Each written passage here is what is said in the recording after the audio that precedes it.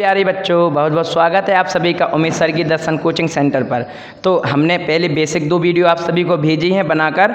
आप लोगों ने उसमें बहुत सारा हमें प्यार दिया और बहुत सारा प्यार के साथ साथ बहुत सारी शुभकामनाएं भी दी हैं कि सर आपने इतना अच्छा किया, इतनी सिंपल भाषा में हमें समझाया, उसके लिए बहुत बहुत शुक्रिया। और अब आप हमें आगे की वीडियो बना के दिखाइए क्लास 10th की। तो उसी लिए हमने आपको पिछली वीडियो में भी बोला था कि हम कक्षा 10 की मैथ पढ़ाएंगे आपको, तो हमने पढ़ाना स्टार्ट कर दिया। देखिए कक्षा 10 अध्याय 1 विषय, यहाँ पे पाठ का नाम क्या है, वास्तविक संख्याएं, और विषय क्या है अपना, गणित। ठीक है, तो अध्याय 1 में, कक्षा 10 के अध्याय 1 में हम आपको इम्पोर्टेंट क्वेश्चन बताएंगे। ठीक है, जितने भी हम आपको इम्पोर्टेंट क्वेश्चन बताएंगे ये सारे आपके 100% पेपर में आने वाले हैं। ठीक है बच्चों, तो आपको विशेष ध्यान देना है इन क्वेश्चनों पे, और आप कॉपी और पेन लेके बैठिए और हम जो भी आपको समझाएंगे उस चीज़ों को नोट कीजिए और समझिए। ठीक है बच्चों, तो आज अपन इस वीडियो में 3 इंपॉर्टेंट क्वेश्चन पढ़ेंगे अध्याय 1 के बारे में। ठीक है बच्चों, तो आज का पहला प्रश्न अपना स्टार्ट होता है क्या कि HCF अपन को 9 दिया है और LCM अपन को ज्ञात करना है, और ये ब्रैकेट में लिखी ना, जी अपन को 2 संख्याएं दी हैं जिनका इन 2 संख्याओं का HCF कितना है, 9 है, और इन 2 संख्याओं का LCM अपन को ज्ञात करना है, और ये अपन को 2 संख्याएं दी हैं। आपका आज का पहला क्वेश्चन ये है। ठीक है, तो अपन इस क्वेश्चन को स्टार्ट करते हैं और लगाते हैं। ठीक है बच्चों, देखिए अब सबसे पहले क्वेश्चन को हल करने से पहले क्या लिखेंगे अपन, हल दिया गया है। तो देखिए क्वेश्चन में अपन को क्या दिया गया, सबसे पहले तो ये 2 संख्याएं दी हैं, यहाँ पे लिखेंगे 2 संख्याएं। तो 2 संख्याएं कौन कौन सी हैं आपके पास, देखो 306, 657। ठीक है, इसके बाद ये क्या लिखा है, HCF 9 दिया है, HCF कितना दिया है, 9 दिया है। LCM ज्ञात करना है, LCM अपन को ज्ञात करना है। ठीक है, इस सवाल को हल करने के लिए बच्चों आपको बस एक फॉर्मूला याद रखना है जो इसमें यूज होगा। यहाँ पे हम सूत्र लिखते हैं, सूत्र क्या है अपना, सूत्र रहेगा अपना HCF गुणे LCM बराबर 2 संख्याओं का गुणनफल, 2 संख्याओं का गुणनफल। देखिए बच्चों, अब आप खुद देखिए इस फॉर्मूला में अपन को ये मान रखना हो क्या क्या दिया है, HCF कितना दिया है, 9 इंटू LCM अपन को पता नहीं तो LCM सेम लिख देंगे इक्वल। अब 2 संख्या अपन को ये दी हैं, इन 2 संख्याओं का गुणनफल। गुणनफल का मतलब होता है गुणा करना, ध्यान रखना, गुणनफल का मतलब क्या होता है, गुणा करना। तो अपन अब इन 2 संख्याओं को क्या कर देंगे, गुणा। तो गुणा कीजिए, देखिए यहाँ पे 306 गुणे 657, यानी 2 संख्याओं का गुणा कर दिया जो अपन को दी थी। अब इसे सॉल्व करना है, तो देखिए जिन गुणा में लिखे ये कहाँ पहुँच जाएंगे, भाग में। पक्षांतर नियम में हम पढ़ा चुके हैं आपको। तो यहाँ पे LCM बराबर 306 गुणे 657, यहाँ इसके बटे में कितने आ गए, जिन्हों किस कारण से आए, हमने आपको बताया चूंकि पक्षांतर नियम। देखिए बच्चों, हम आप सभी को गणित की पूरी बेसिक पिछली 2 वीडियो में बता चुके हैं।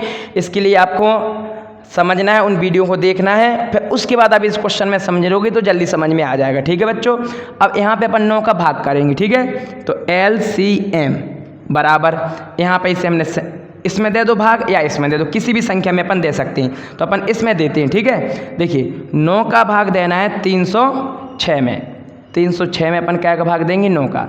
तो 9 एकम 9 उठा 9 × 27, 9 × 27, फिर 28 29 30, कितने बचे यहाँ पे अपने 3, यहाँ पे 6। अब कितने आ जाएंगे, 9 चौको 36, कट गया ना, यानी 9 का भाग हमने इसमें दे दिया, तो कितने आ गए यहाँ पे अपने 34। ठीक है, ये बात समझ में आ गई आपको। अब यहाँ पे कितने बचे अपने 34 गुणे यहाँ पे 657। अब इन दोनों का अपन इंटू कर देंगे, अपना आंसर कंप्लीट। अब यहाँ पे इनका गुणा करना है, तो 657 गुणे कितने हैं अपने 34। पहले 4 का करेंगे, 7 चौको 28, हासिल आएंगे 2, 5 20, 21 22 की 2, हासिल आएंगे 2, 4 5 24 25 26, यहाँ पे आ जाओ। 7 3 21, हासिल आएंगी 2, 5 3 15 16 17 हासिल 1, 6 3 18 1 19, यहाँ पे 8 3 6 12 3 3 हासिल 1, 10 2 12 हासिल 1 2। अपना आंसर कंप्लीट, 2 2 3 3 8। ठीक है बच्चों, तो देखिए इस क्वेश्चन का आंसर कंप्लीट। ठीक है बच्चों, तो देखिए इस तरीके से आपको इस सवाल को लगाना सीखना जी। बहुत इंपॉर्टेंट क्वेश्चन है आपके तिमाही, अर्धवार्षिक और वार्षिक पेपर में 100% जो क्वेश्चन आता है आपको इसे लगाना है और समझना है। ठीक है बच्चों, तो आज अपना पहला क्वेश्चन कंप्लीट हो गया इसका। अब अपन इसके दूसरे क्वेश्चन की ओर चलते हैं। ठीक है बच्चों, तो अपना पहला क्वेश्चन कंप्लीट हो गया। अब अपन चलते हैं दूसरे क्वेश्चन की ओर। ठीक है, अब इस क्वेश्चन को समझना है। देखिए ध्यान देना इस बात पे जो हम बताने वाले हैं आपको। हल दिया गया है, अब अपना प्रश्न स्टार्ट होता है। ठीक है, आप इस सवाल को पढ़िए। जांच कीजिए कि क्या किसी प्राकृतिक संख्या n मतलब प्राकृतिक संख्या e के लिए संख्या जी है अपनी मेन क्वेश्चन, संख्या e को अंक 0 पे समाप्त हो सकती है। अब देखो इसे अपन लगाएंगे जब पता चलेगा हो सकती है कि नहीं। तो सबसे पहले देखिए आपको पास संख्या क्या दी है, तो यहाँ पे लिखेंगे संख्या क्या दी है अपन को 6 पे पावर n। ठीक है, इसे अपन दूसरे तरीके से भी लिख सकते हैं। कैसा लिख सकते हैं कि देखो जी 6 लिखा, इसे ब्रैकेट लगा के बाहर n, एक ही बात है। फिर इससे आगे फिर चलेंगे, अपन लिखेंगे संख्या बराबर। अब यहाँ पे देखिए इस 6 को अपन अगर तोड़ेंगे तो क्या आएगा, 2 गुणे 3, इस पे पावर n, यही आएगा ना। इसे हमने दिया समीकरण 1। अब यहाँ भाषा को इंपॉर्टेंट इसे समझना है जो हम आपको बताने वाले। यहाँ पे लिखेंगे अतः समीकरण 1 से स्पष्ट है कि संख्या 6 पे पावर n अंक 0 पर समाप्त नहीं होगी, क्योंकि अब अंक 0 पे समाप्त क्यों नहीं होगी, क्योंकि हम जानते हैं कि अंक 0 पर समाप्त होने वाली संख्या का रूप 2 गुणे 5 पावर n होता है। अब इस पूरी भाषा को आप समझिए। देखिए यहाँ पे अपना जो क्वेश्चन है संख्या 6 है, तो इसे जब अपन ने तोड़ा यहाँ पे तो क्या मिला अपन को, 2 गुणे 3 e पे पावर n।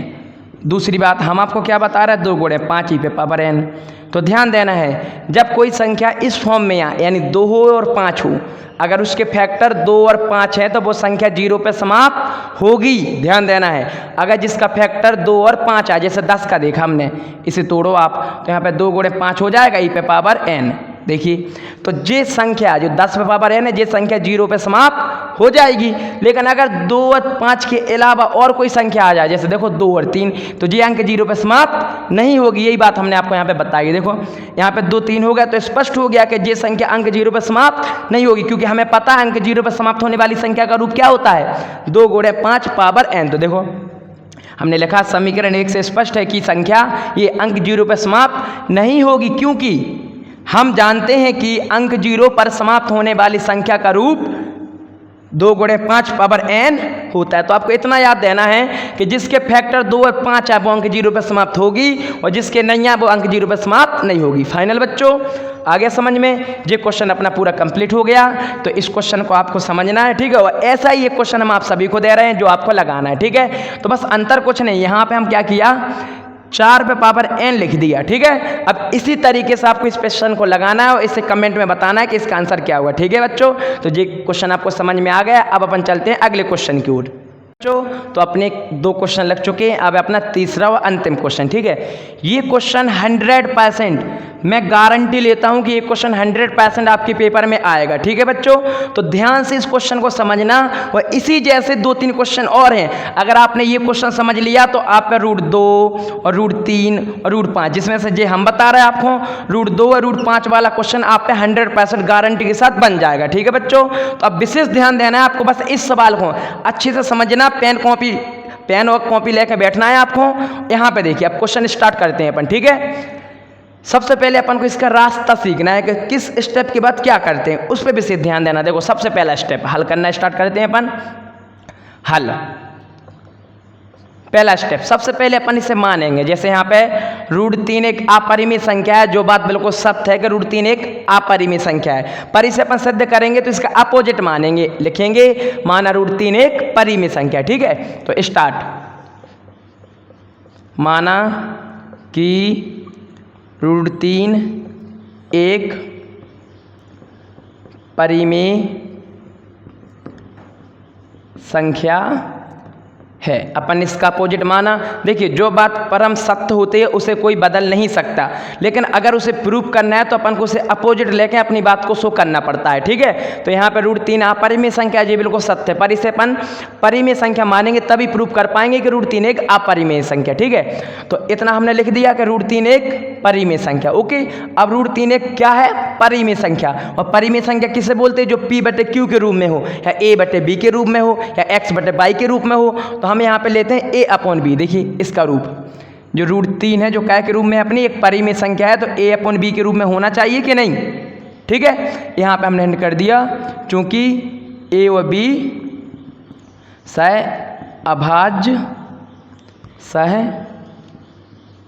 अभाज्य संख्याएं हैं। सहभाज्य संख्या कौन कहलाती है? जिनका HCF 1 आता है। ठीक है, तो देखो √3 एक परिमेय संख्या है, तो परिमेय संख्या तो अपन √3 को A/B के रूप में लिख सकते हैं क्योंकि परिमेय संख्या है। अब इसके बाद जो रूट है ना, जो रूट, तो ध्यान रखना है रूट का मान क्या होता है? 1/2 घात। ध्यान देना, रूट का मान क्या होता है? 1/2 घात। तो देखिए यहाँ पे रूट हमने 3 लिखा, बराबर लिखा, यहाँ पे A/B लिखा। अब जो रूट है इसका घात 1/2 होगी, वो इस तरफ घात आएगी तो इसका उल्टा हो जाएगा, तो क्या आ जाएगा? यहाँ पे 2 आ जाएगा। तो ध्यान देना है, ये रूट इस तरफ जाएगा तो कौन सी घात लग जाएगी? 2। तो रूट देखो 3 को अपन ने बिना रूट का लिखा, रूट इस बगल लगाया तो यहाँ पे √2 आ गया। ठीक है, अब ये 2 ऊपर भी माने जाएंगे और नीचे भी माने जाएंगे, तो यहाँ पे A पे पावर 2 माना जाएगा और B पे पावर 2 मानी जाएगी। इसके नीचे 1 मानेंगे, क्रॉस इंटू, इसका इंटू इसमें कर देंगे 3B², इसका इंटू इसमें करेंगे A², 3 को इसके नीचे ले जाएंगे तो यहाँ पे B² बराबर A²/3। इसे समीकरण देते हैं अपन पहला। ठीक है, अब यहाँ पे एक भाषा समझना है, बहुत अच्छे से ध्यान से समझना। देखिए पहले क्वेश्चन का जवाब दीजिए आप सभी। जैसे यहाँ पे हमने लिखा 10, अब अगर हम 10 के गुणनखंड लिखें, यहाँ पे गुणनखंड, तो आप बताइए 10 के गुणनखंड क्या होते हैं? 1, 2 भी हैं, 5 भी हैं और 10 हैं। हमने अभाज्य गुणनखंड नहीं बोला, ध्यान रखना, हमने ओनली गुणनखंड बोला है। तो 10 के गुणनखंड यही है ना, यानी इन सारी संख्याओं का अपन इसमें भाग देंगे तो भाग चला जाएगा। ठीक है, तो ये सारी संख्या कौन सी हैं? 10 के गुणनखंड हैं। अब इनमें से कोई भी संख्या का भाग दे रहा है, देखो 2 का, इसका मतलब क्या हुआ कि ये 2 है, जो 10 मतलब जो 10 है, ये 2 से क्या हो जाएगी? भाज्य हो जाएगी, यानी इसमें भाग चला जाएगा। 5 का भी भाग इसमें चला जाएगा, यानी सीधी सी बात है, जिस संख्या का जो गुणनखंड होता है उसी का भाग जाता और किसी का नहीं। ध्यान देना। अब देखो आप यहाँ पे अपन एक बात लिखते हैं। अब देखिए A² के नीचे कितना लिखा है? 3, यानी 3 का भाग अपन इसमें दे रहे हैं ना, इसका मतलब 3 इसका एक गुणनखंड भी होगा, बाद में बताएंगे इस बात को हम। तो यहाँ पे अपन भाषा लिखेंगे A², 3 से भाज्य है, तो A भी 3 से भाज्य होगी। देखिए A² 3 से भाज्य है तो A भी 3 से भाज्य होगी, यानी A² में 3 को भाग जा रहा है तो सिंगल A में भी 3 का भाग जाएगा। इतना हो गया। अब इससे आगे का स्टेप देखिए आप, यहाँ समझना है अब आपको। देखो यहाँ तक अपन ने चल दिया, अब इससे आगे अपन फिर लिखेंगे माना कि रूट के अंदर कितना लिखा है? 3, तो देखो यहाँ पे A बराबर मानेंगे 3x। अगर रूट के अंदर 5 होता तो A बराबर 5x, अगर रूट के अंदर 2 होता तो A बराबर 2x, यानी जो भी होगा वहाँ पे J आ जाएगा। ठीक है, अब इस A का मान कहाँ रखेंगे अपन? समीकरण 1 में रखेंगे। ठीक है, तो यहाँ पे हमने लिखा A का मान समीकरण 1 में रखने पर। अब समीकरण 1 देखो यही है ना, तो इस समीकरण को पहले हमें उतार रहा है। देखो A² बराबर B² बराबर A²/3। अब इसमें एक ही जगह पर रखना है 3x, तो यहाँ पे देखो B² बराबर एक ही जगह क्या लिख दिया हमने? 3x, ब्रैकेट लगा दिया। इस पे पावर कितनी है? 2/3। अब यहाँ से आगे देखते हैं B² बराबर ये 2 इस पे भी माने जाएंगे, इस पे भी माने जाएंगे, यानी 3 पे भी 2 माने जाएंगे, x पे भी 2 माने जाएंगे। नीचे तो 3 लिखा ही है। B² बराबर इस 3 को 2 बार लिख दो, 3 × 3 और यहाँ पे एक्स स्क्वायर तो पहले से लिखा बट्टे में 3, इससे जी डिवाइड हो जाएगा तो बी स्क्वायर बराबर कितना 3x स्क्वायर, 3 इसके नीचे ले जाएंगे बी स्क्वायर बट्टे 3 बराबर x घाते 2। अब यहाँ पे भी बिल्कुल सेम टू सेम इसी भाषा को लिखना है, बस यहाँ ए स्क्वायर में भाग दे जा रहा हो तो 3 को, यहाँ पे बी स्क्वायर में 3 का भाग, तो बस जहाँ ए लिखा वहाँ पे क्या लिख देना अपन को बी। तो देखो लिखते हैं यहाँ पे अब बी स्क्वायर 3 से भाज्य है तो बी भी 3 से भाज्य होगी। ओके, अब इससे आगे समझना है आपको। अब आप विशेष ध्यान दीजिए, ए स्क्वायर में 3 का भाग जा रहा और बी स्क्वायर में 3 का भाग जा रहा, और हमने आपसे बोला था जिस संख्या में जिसका भाग देते हैं वो उसका एक गुणनखंड होता है। तो यहाँ पे देखिए, तब ए में जा रहा हूँ तो यहाँ पे हमने ए लिखा कॉमा, बी में जा रहा हूँ तो यहाँ पे हमने बी लिखा, यानी हमने लिखा ए बी का एक गुणनखंड क्या है 3, क्योंकि 3 का दोनों में भाग जा रहा है। यहाँ पे लेंगे तब ए और बी का एक गुणनखंड 3 है, ओवरनेस्ट गुणनखंड भी लिख सकते क्योंकि 3 ही 3 है, पर गुणनखंड लिख दो चल जाएगा, कोई दिक्कत नहीं है। अब ए और बी का एक गुणनखंड क्या आ गया 3, जबकि हमने आपको सिखाया था ए बी सहभाज्य संख्या है जिनका एचसीएफ 1 होता है। यहाँ पे कितने आ गए 3 आ गए ना। तो अब यहाँ पे प्रूफ हो गया है कि आपने जो ए और बी ए अपॉन बी माना था ये परिमेय संख्या नहीं है, क्या अपरिमेय। तो यहाँ पे अपन क्या लिखेंगे विरोधाभास से स्पष्ट होता है कि √3 एक अपरिमेय संख्या है। देखिए इस कॉन्सेप्ट को समझने के लिए एक छोटा सा एग्जाम्पल, ये बताइए जैसे हम 2 भाई हैं और हमारी एक बहन है। अब हम भाई मतलब हम यहाँ पे समझा रहे हैं, जैसे देखो ये 2 लड़के हैं, ये लड़का है और ये भी लड़का है, ठीक है। यहाँ पे एक लड़की है, ये लड़की है। अब एक क्वेश्चन है,